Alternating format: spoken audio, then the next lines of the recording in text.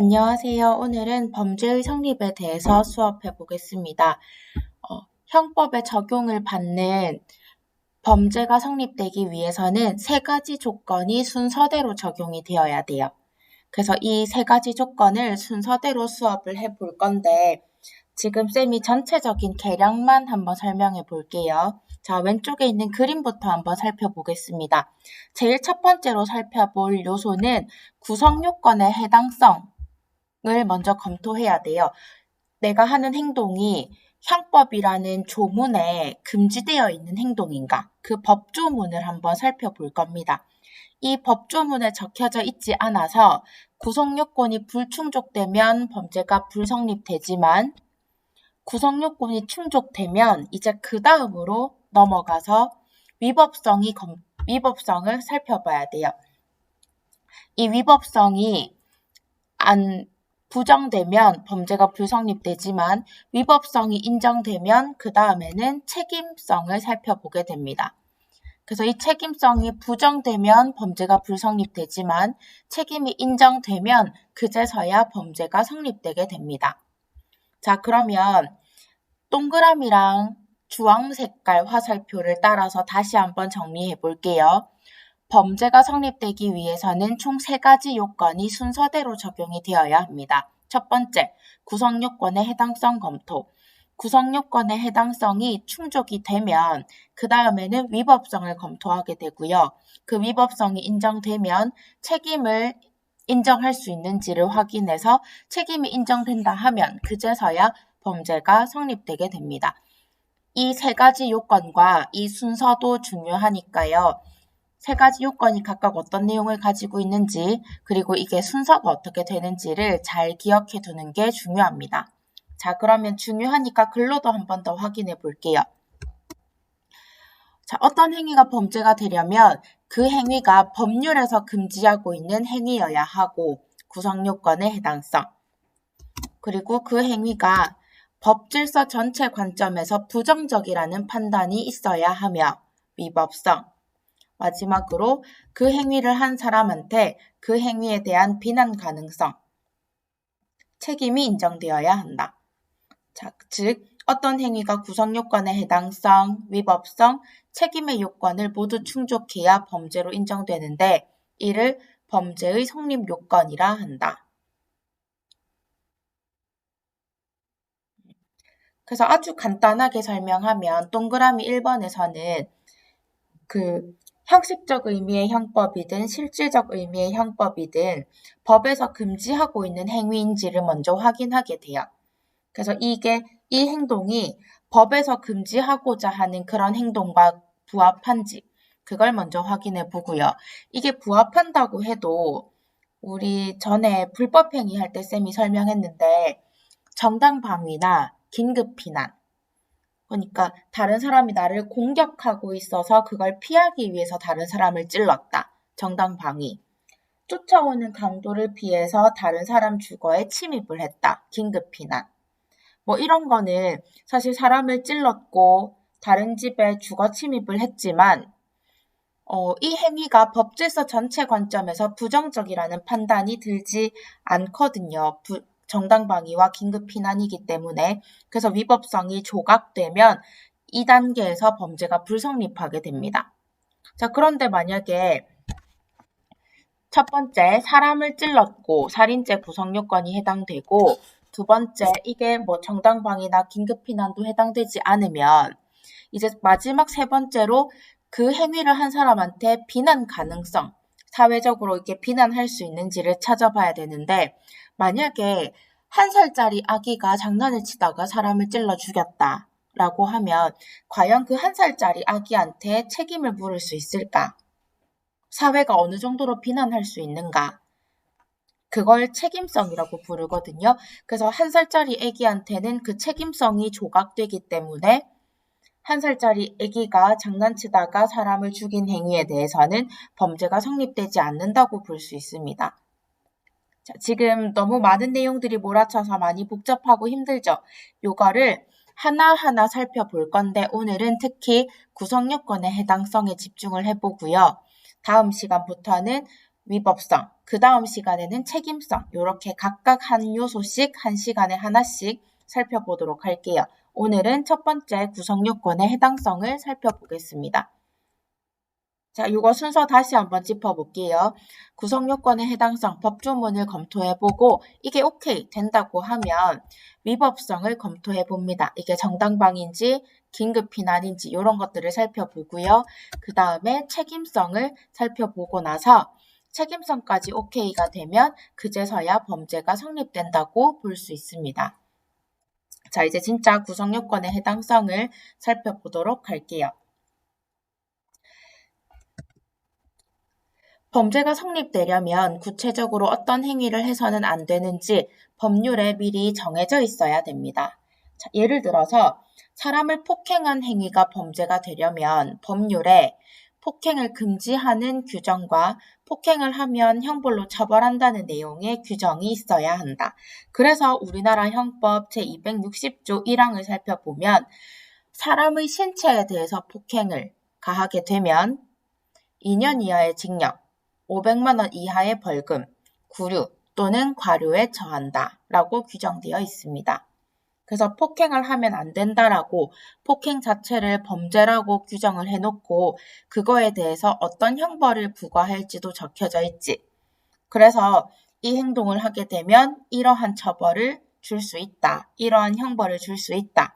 라고 형법에 정해져 있기 때문에 폭행을 한 사람을 이렇게 처벌할 수 있는 거죠.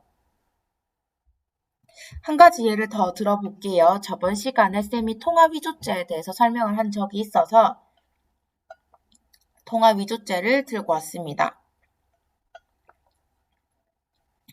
통화위조죄를 처벌하기 위해서는 그거에 해당되는 그걸 범죄로 규정하는 법 규정이 있어야 되고 그거에 대해서 어떻게 처벌할 것인지도 적혀져 있어야 되는데요.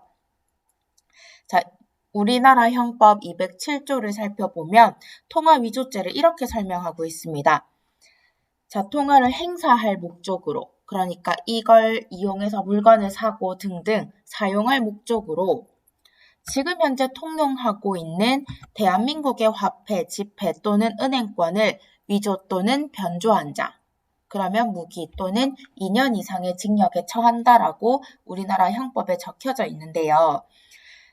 이 법에 따라서 통화위조죄가 성립되려면 예를 들어서 내가 진짜 그림을 잘 그려서 내가 그림을 똑같이 잘 그린다는 걸 보여주기 위해서 대한민국의 5만원권 화폐를 그대로 따라 그렸고 이걸 내가 미술관에다가 아니면 혹시 게시판에다가 전시를 했다고 볼게요. 그럼 요거는 내가 이 5만원권 지폐를 그려서 만들어서 그대로 사용을 목적으로 한 게 아니라 전시를 하거나 게시를 할 목적으로 만든 거기 때문에 통화위조죄에 해당되지 않습니다. 그리고 내가 지폐를 똑같이 그렸다고 해도 그 똑같이 그린 지폐가 현재 통용하고 있는 지폐가 아니라 지금의 1,000원권이 아니라 옛날의 1,000원권을 내가 그렸다. 아니면 대한민국이 제일 처음 만들어졌을 때 그 화폐를 내가 똑같이 그렸다. 라고 하면 그거는 내가 통화를 똑같이 만든 거기는 하지만 그게 지금 현재 통용하는 대한민국의 화폐가 아니기 때문에 사실 사용할 수도 없을 거고요. 그래서 요것은 통용하는 대한민국의 화폐를 만든 게 아니라 과거의 것들을 내가 그린 거라서 통화위조죄에 해당되지 않을 거고요. 그다음에 특히나 대한민국의 화폐, 지폐, 은행권 지금 현재 통용하고 있는 대한민국의 화폐, 지폐, 은행권을 위조해서 내가 사용할 목적으로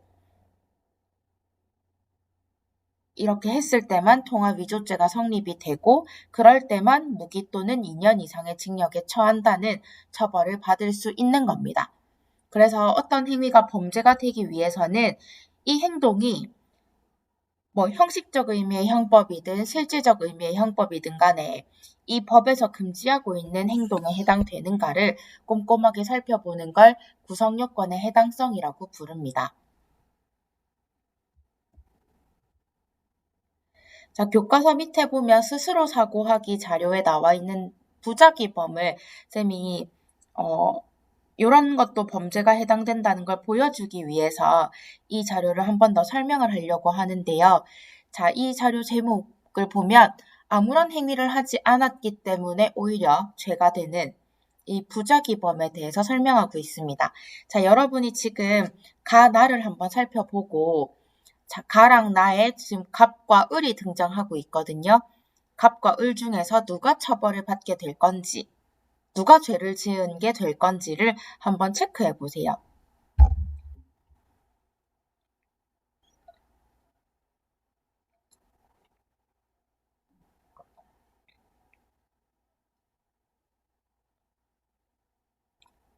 자, 갑과 을 중에서 누가 처벌을 받게 될 것 같아요? 지금 느낌상. 둘 중 한 명만 처벌을 받는다면. 그렇지. 을이 처벌을 받게 됩니다. 자, 요거 한번 읽어볼게요. 가는 추운 겨울날 밤 갑은 술에 취해 거리에 쓰러져서 자는 사람을 그냥 지나쳤는데 다음날 그 사람이 얼어 죽은 채로 발견되었다. 자, 그냥 지나친 갑.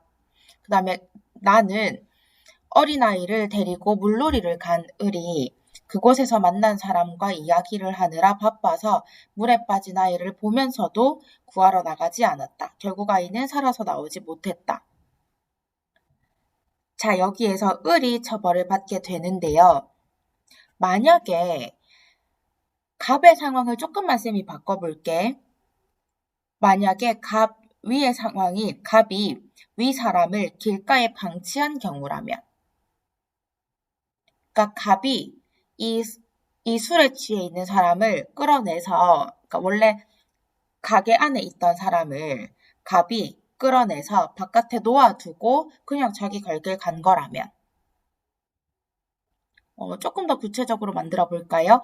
갑이 가게를 운영하는데 여기에 막 손님들이 완전 거나하게 술에 취해가지고 인사불성이 됐어. 특히나 이 파란 옷을 입은 남자가 너무 술에 취해서 한 발자국도 못 움직이고 나는 지금 가게 문을 닫아야 되는데 이 사람 보호자가 누군지도 모르겠고 우리 가게 나는 정리를 해야 되겠고 나는 집에 가야 되겠으니까 이 가게에 있던 이 손님을 다른 사람들은 다 자기 발로 다 나갔는데 이 사람만 인사불성이 돼서 혼자 쓰러져 있으니까 나는 가게를 정리해야겠기에 이 파란 옷을 입은 남자를 가게 밖으로 끌어내서 놓아놓고 나는 가게 문을 닫아놓은 채로 집으로 갔어요. 자, 이런 경우라면 갑은 처벌을 받을까? 처벌받게 될 겁니다. 왜냐하면 갑이 이 파란 옷을 길가에 방치시켜 놓은 거니까. 이미 방치된 사람을 그냥 지나간 것과 내가 적극적으로 이 사람을 길가에 꺼집어내서 방치한 것은 좀 무게감이 다르지. 그래서 이런 경우에는 갑이 처벌을 받게 될 겁니다. 자, 쌤이 이 말을 한 이유가 뭐냐면, 자, 옆에 글을 한번 읽어볼게요. 범죄는 보통 적극적으로 어떤 행위를 한 결과 성립을 한다. 내가 사람을 죽였다. 내가 사람을 때렸다. 내가 어떤 물건을 훔쳤다. 이런 것처럼 적극적으로 어떤 행위를 한 결과 범죄가 성립한다고 얘기를 하는데 그런데 반대로 아무 행위도 하지 않았기 때문에 범죄가 성립할 수도 있습니다. 자, 예를 들어서 자, 살인죄를 가지고 설명을 해볼게요. 부모가 고의로 음식을 주지 않아서 음식을 주지 않았지 아무 행위도 하지 않았지 요렇게 해서 아기를 살해한 것과 부모가 고의로 목을 졸라 살해한 것이 동등하게 살인죄로 평가됩니다. 그러니까 보통은 내가 적극적인 행동을 한 것만 범죄라고 생각하잖아요. 그래서 부모가 고의로 목을 졸라 아이를 살해한 것, 요거 살인죄에 해당되는데 비슷하게 부모가 고의로 음식을 주지 않아서 그 행동을 하지 않아서 죽는 결과가 발생한 것도 살인죄로 해당됩니다. 이런 경우를 부작위범이라고 하는데 부작위범으로 처벌이 되려면 그 사람한테 특정한 행동을 해야 할 의무, 자기 의무가 있어야 됩니다. 자, 예를 들어서 가족이라면 가족은 보호해야 될 의무가 있잖아. 근데 가족이라서 보호해야 될 의무가 있는데도 불구하고 그 행동을 하지 않았을 때. 자, 또한 위험한 물건이나 시설을 소유하거나 관리 또는 타인을 관리, 감독하는 지위에 있는데 그런 것들을 하지 않았을 때. 예를 들어서 위험한 물건을 소유 관리하는 간판 이런 것들을 소유하고 관리해야 되는 사람도 마찬가지고요. 아니면 타인을 관리 감독하는 지위, 교사, 선생님인데 학생들을 그냥 내버려 두고 방치시켜 놓고 내가 아무것도 안 한다면. 그래서 지금 코로나 시국이기 때문에 선생님들이 더 많이 바쁜 이유가 선생님들은 학생들을 관리 감독하는 안전하게 학교 생활을 할 수 있도록 이게 지원을 해줘야 되는 지위에 있는데 우리가 그런 행동을 하지 않고 너희들을 그냥 방치시켜 놓는다면 그게 부작위범이 되거든요. 그래서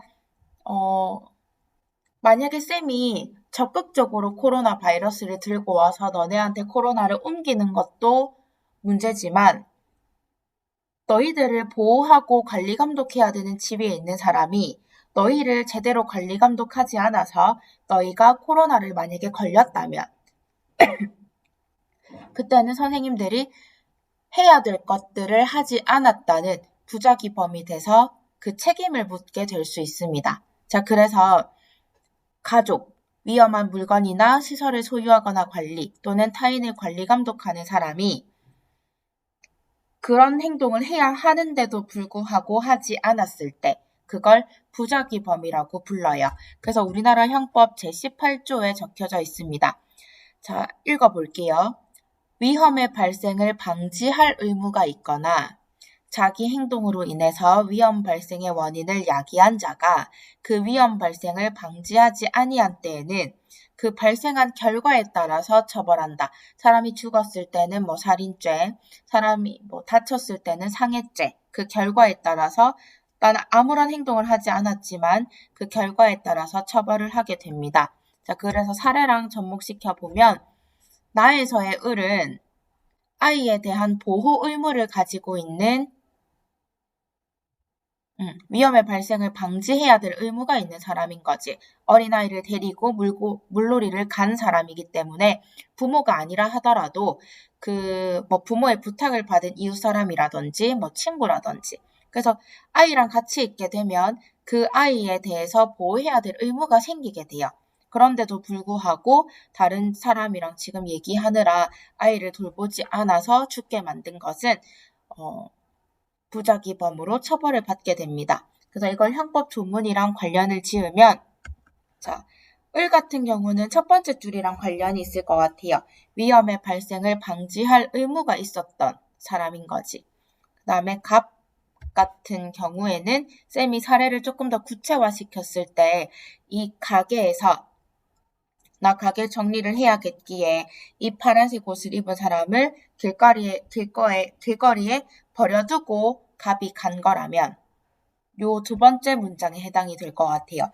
자기의 행위로 인해서 내가 끄집어서 땅바닥에 버려둔 거잖아. 이런 행위로 인해서 위험이 발생할 원인을 야기한 자가 그 위험을 방지하지 아니하고 그냥 이렇게 나왔잖아요.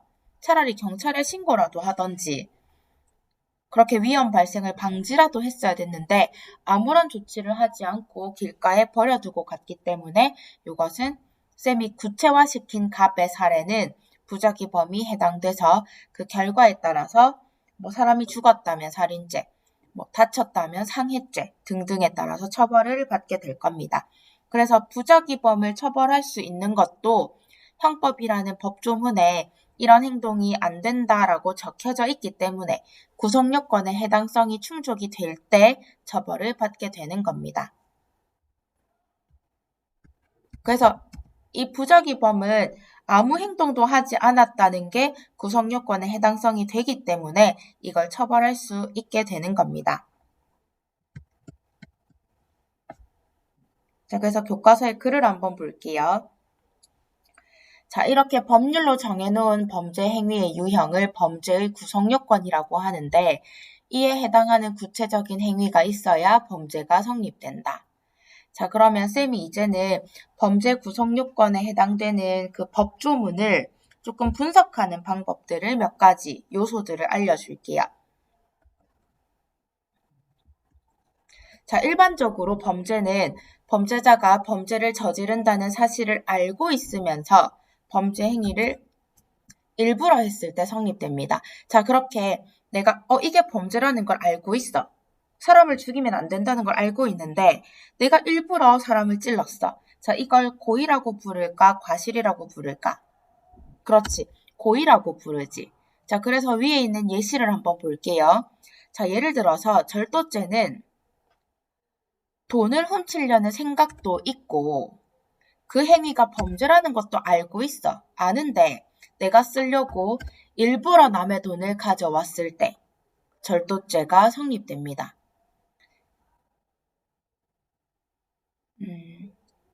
실수로 남의 돈을 내가 내 돈인 줄 알고 실수로 책상 위에 있는 돈을 가져왔다. 그런 정황이 밝혀지게 된다면, 고의가 아닌 게 밝혀진다면, 요거는 절도죄로 처벌되지는 않아요. 절도죄가 되려면 일부러 남의 돈을 쓰려고 가져왔다는 게 밝혀져야 됩니다. 그래서 요게 경찰과 검사들이 하는 일이지. 이제 돈을 어떤 사람이 가져왔다. 그럼 이게 일부러 가져온 건지, 그래서 그 일부러 가져온 걸 또 쓰려고 했는지 이런 정황들을 밝혀내는 것이 뭐 경찰, 검사, 판사들이 하는 역할이죠. 자, 아무튼 절도죄가 되려면 이런 고의가 밝혀져야 한다는 것. 자, 이제 과실도 살펴볼 건데요. 과실은 실수로 한 것들을 우리가 과실이라고 부르잖아요. 자, 요거 읽어볼게요. 불을 놓을 생각이 없었는데 실수로 불이 나서 집을 태워버린 것처럼 실수로 법에서 금지하는 결과를 초래했을 때 이걸 우리는 과실이라고 부릅니다. 그러나 과실이 있다고 범죄가 되는 것은 아니고요. 형법에서는 과실이 범죄가 되는 경우를 정하고 있는데 이 경우에만 범죄가 성립됩니다. 자, 그게 교과서 옆에 글에 나오는데 과실이 범죄가 되는 경우는 이런 정도만 해당돼요. 자, 읽어볼게요. 과실로 사람을 사망하게 한 경우, 이건 사람이 사망했지만 살인죄로 처벌하지 않고 과실, 치사죄로 처벌을 하게 돼서 살인죄보다는 형량이 더 작아요. 그 다음에 과실로 남의 몸에 상처를 내서 해를 끼친 경우, 이건 과실치상죄.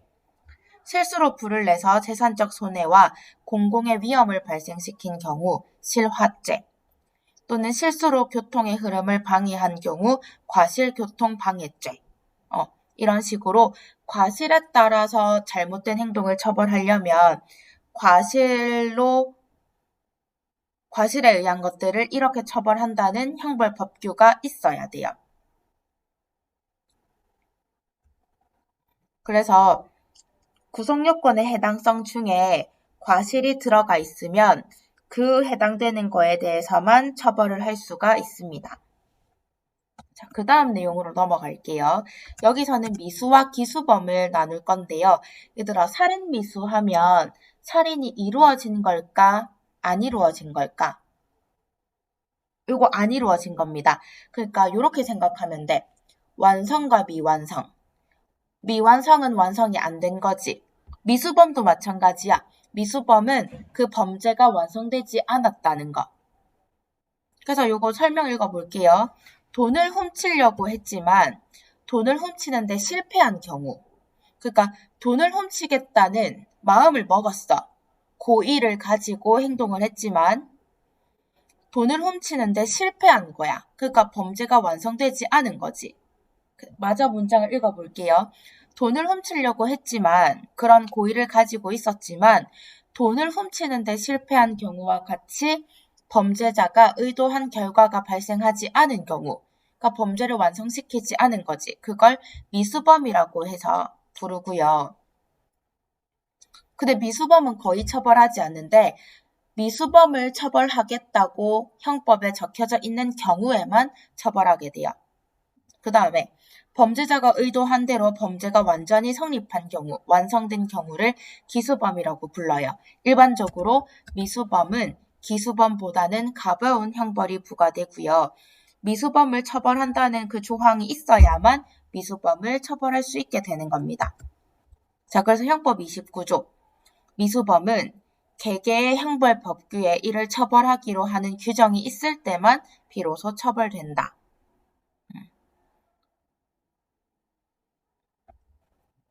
자, 그 다음에 정범과 공범을 구분해 볼 건데요.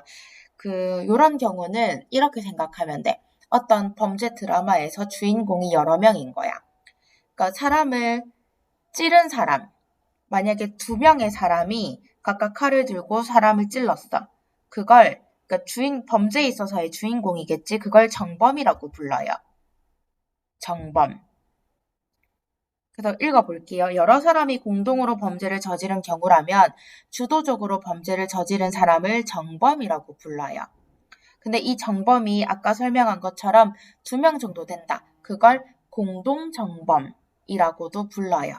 주인공이 2명이니까. 아무튼 그 범죄 행위에 있어서 주인공으로 역할을 한 사람을 정범이라고 불러요.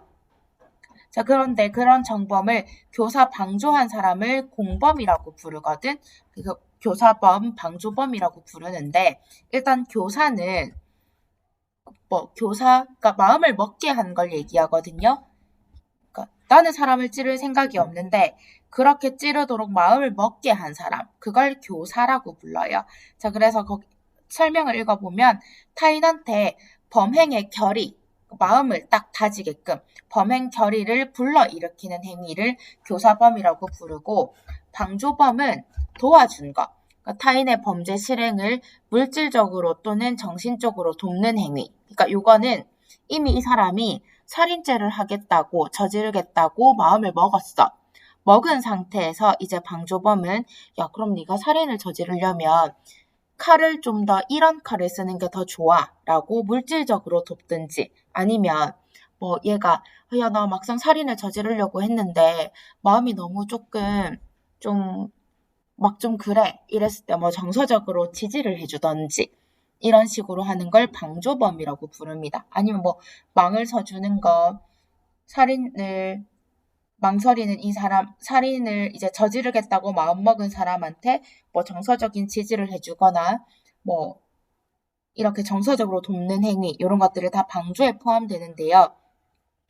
자, 그러면 교사랑 방조 중에 뭐가 더 강하게 처벌될 것 같아? 뭐가 더 비난 가능성이 더 클 것 같아? 누가 더 비난을 더 많이 받을 것 같아? 그렇지. 교사범이 더 많은 비난을 받습니다. 교사는 애초에 마음에 없는, 그러니까 살인죄를 저지를 마음이 없는 사람한테 살인을 저지르도록 마음을 먹게 했거든. 그래서 교사범은 정범, 사람을 찌른 사람과 동일한 형으로 처벌이 되고요.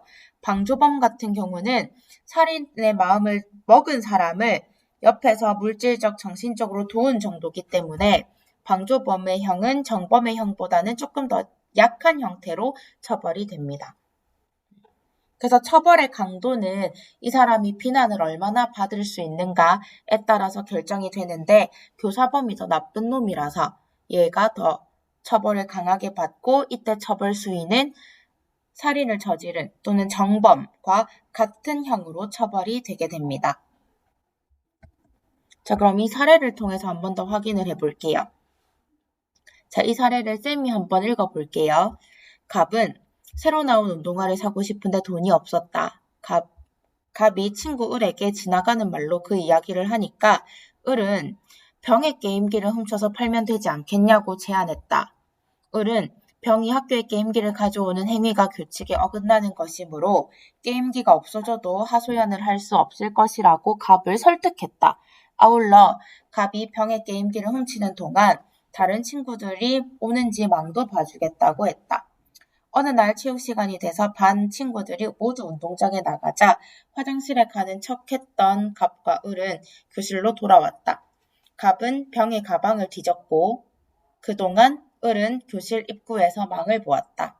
그런데 갑이 병의 게임기에 손을 대는 순간 을은 다급한 목소리로 학생 지도 선생님이 온다고 알렸다. 결국 갑은 게임기를 훔치지 못한 채 교실을 빠져나왔다. 자, 일단 갑의 행위가 범죄가 되는지 형법에서 갑의 행위에 해당하는 범죄 구성 요건을 찾아보자 라고 되어 있는데요. 이것 같은 경우는 절도죄에 해당이 될 것 같은데, 일단 그 절도죄의 고의를 가지고 물건을 훔치려고 했지. 하지만 요게 이 훔치지를 못했잖아. 결과적으로 미수가 되어서 절도죄의 미수가 처벌되는지를 이제 형법 조문에서 또 찾아봐야 되는 문제가 됩니다. 자, 이제 을의 행위에 대해서 살펴볼 건데요. 자, 을은 이런 문장들을 살펴봤을 때 교사자에 해당되고 망을 보았다는 행위에서 방조자의 역할까지 한 것으로 볼 수 있어요. 자, 그리고 갑은 게임기를 훔치지 못했기 때문에 일단 고의는 가지고 있지만 이 절도죄가 미수범으로 끝났다는 것. 그리고 이 갑의 행위를 처벌할 수 있는지, 을의 행위를 처벌할 수 있는지를 보려면 절도 미수범에 대해서 처벌하는 규정이 있는지 형법 조문을 살펴봐야 하고